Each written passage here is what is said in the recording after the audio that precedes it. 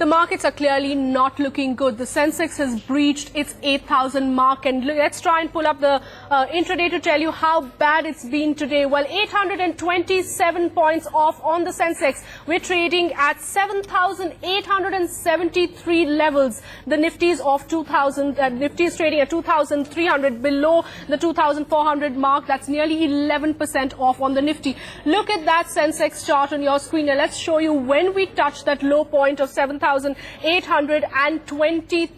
That was at 12:58 p.m. just about 4 minutes back when we touched that low of 7,823. This is a low that we haven't seen since 2005. The day's high, of course, came only when trading started in the morning, 8,739. So you've seen the kind of 1,000-point swing that markets have made, and look at that volatile session, and that's evident from the choppiness of that chart that you can see on your screen. What's important about today's market? Well, this is the second consecutive day trading session that we've seen such a crash. After Friday's crash, Monday is another day where we've seen markets tank the way they're tanking right now. What's the other thing that's important is 35% is what the markets have lost in October alone. That's the kind of value that the markets have lost in October alone. We're, of course, down 62% from the January highs that we had seen. The Nifty, again, probably worse off than the Sensex right now. Again, the low coming just a little before 1 p.m., 2,283, and currently trading at about 2,300 levels. Again,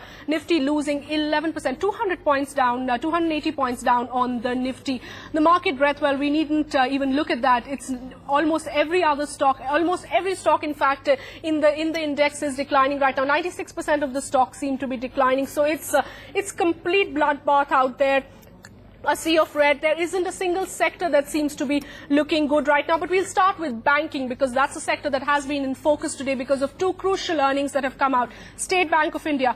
Look at the way that stock has been battered in today's trade. 14% off nearly on SBI, 158 rupees down on that particular counter. Remember, SBI came out with its earnings, and even though technically SBI had managed to beat the street and earnings were better than what most people had expected, but certain other worries with regard to the banking sector, for instance, the capital adequacy ratio of the bank not looking that good, also the retail banking space taking a big hit, that is something that has had a big impact on the SBI stock today, and that's why investors seem to be selling that particular one.